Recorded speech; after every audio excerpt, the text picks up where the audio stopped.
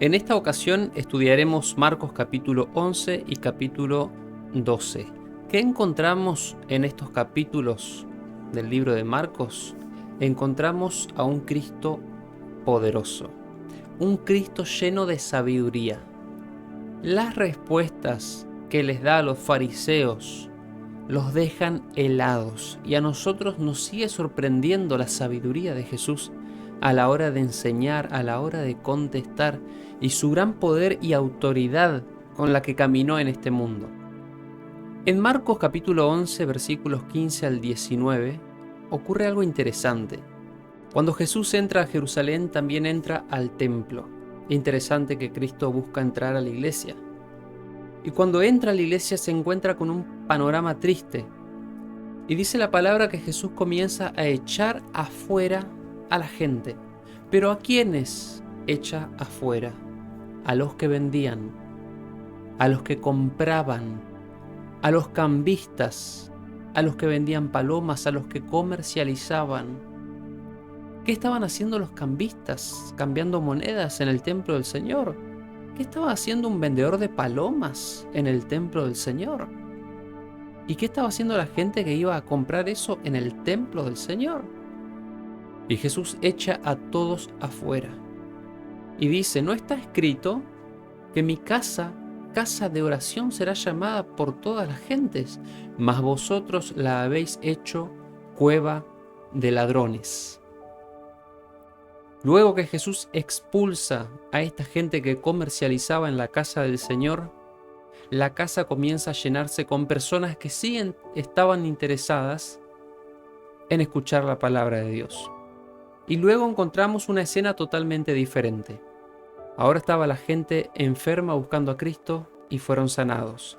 Los ciegos que habían entrado fueron curados, ahora podían ver, los cojos podían andar, y comenzaron todos a alabar al Señor en su casa.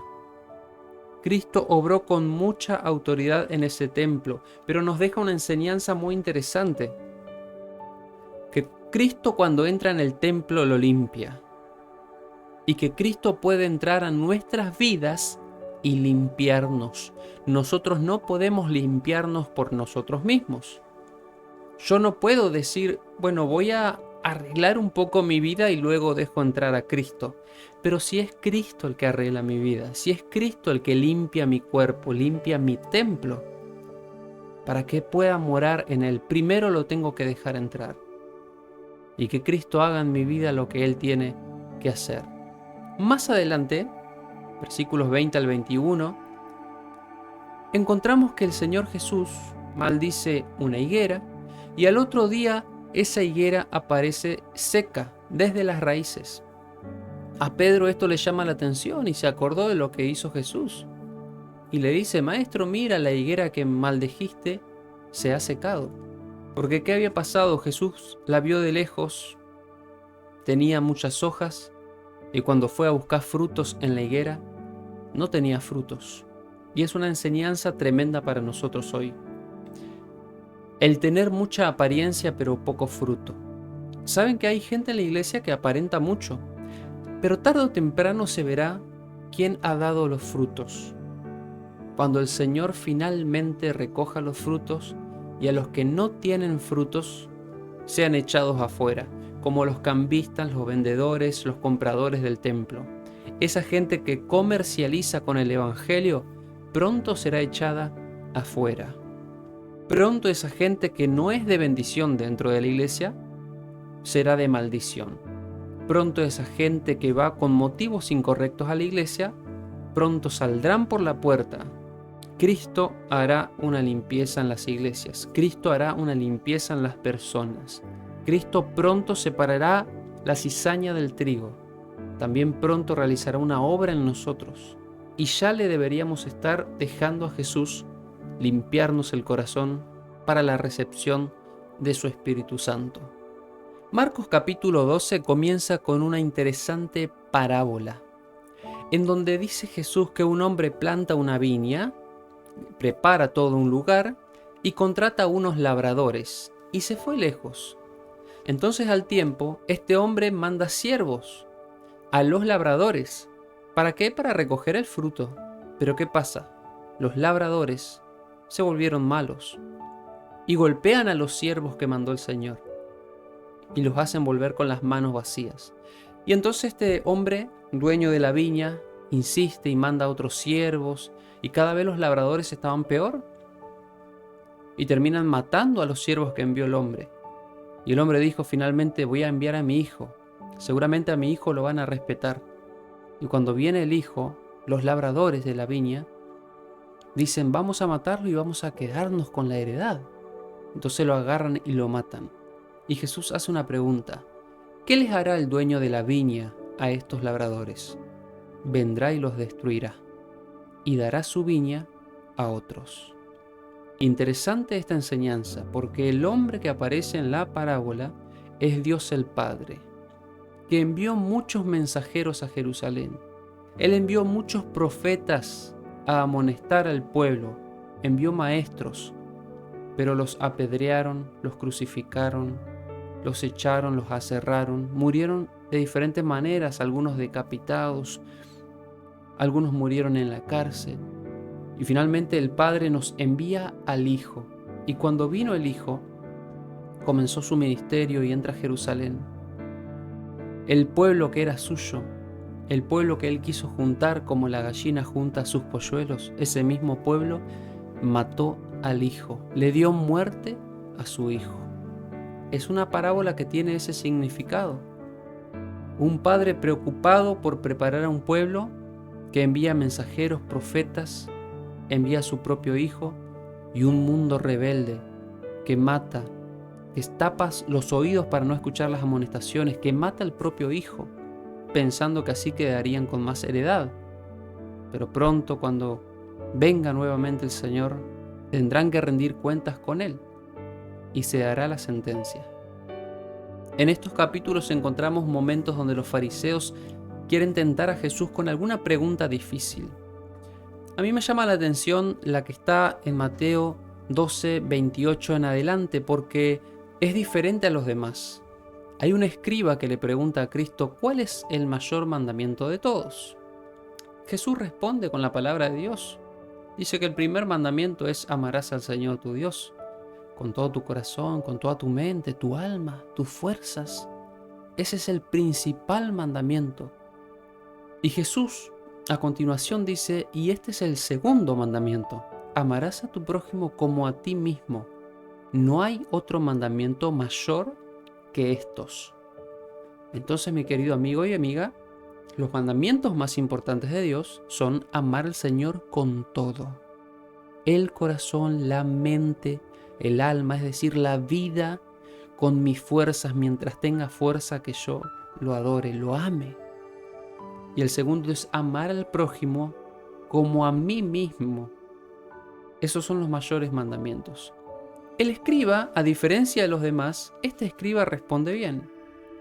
Y le dice: maestro, verdad has dicho, que hay un solo Dios, no hay otro fuera de Él, y hay que amarlo con todo el corazón.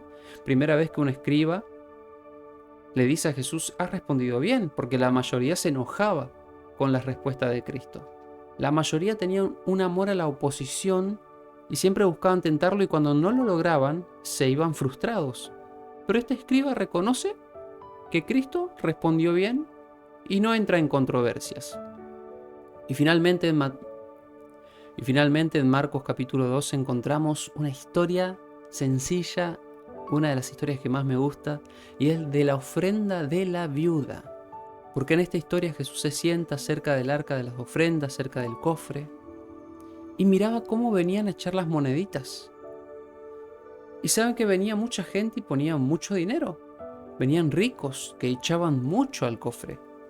Pero vino una viuda pobre y echó 2 blancas, o sea, un cuadrante.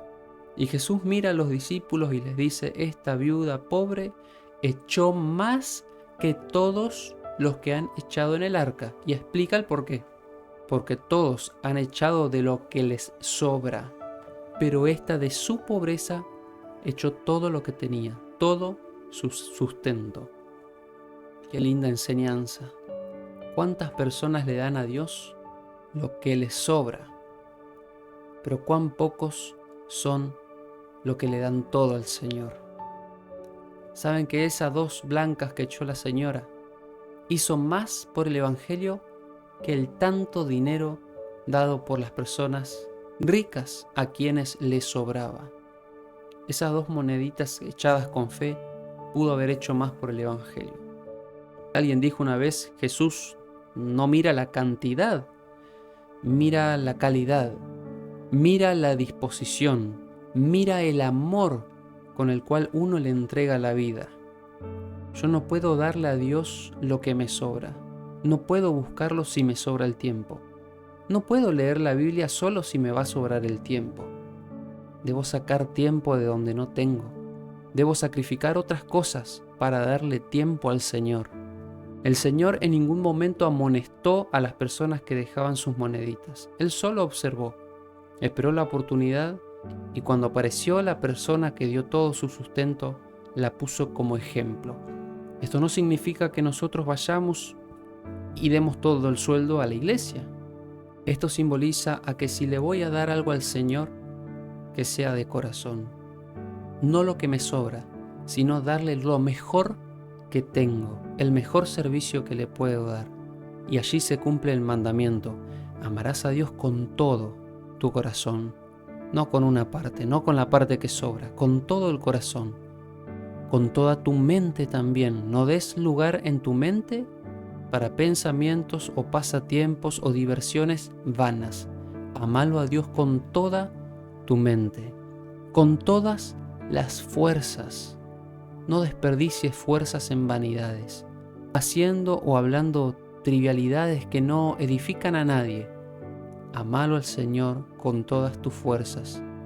Si tienes disposición, como dijo Pablo, gástate por el Señor. El apóstol Pablo dijo, no solo gastaré de lo mío, yo mismo me gastaré por amor a los demás, por amor al Señor. Ojalá que esa sea nuestra disposición.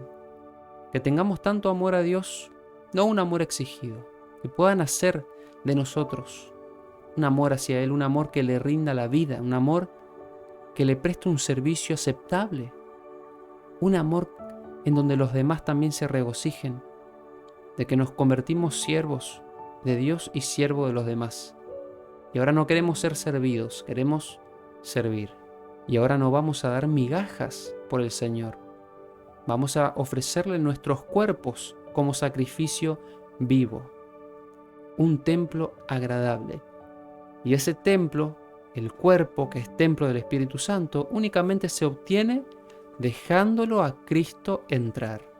Mi deseo es que cada persona que está estudiando la palabra tome la decisión diariamente de dejar a Cristo entrar a la vida. Todo lo demás, toda la teoría, toda la profecía, todo el estudio, será muy provechoso y muy necesario únicamente si Cristo está morando en el corazón. Que Dios te bendiga.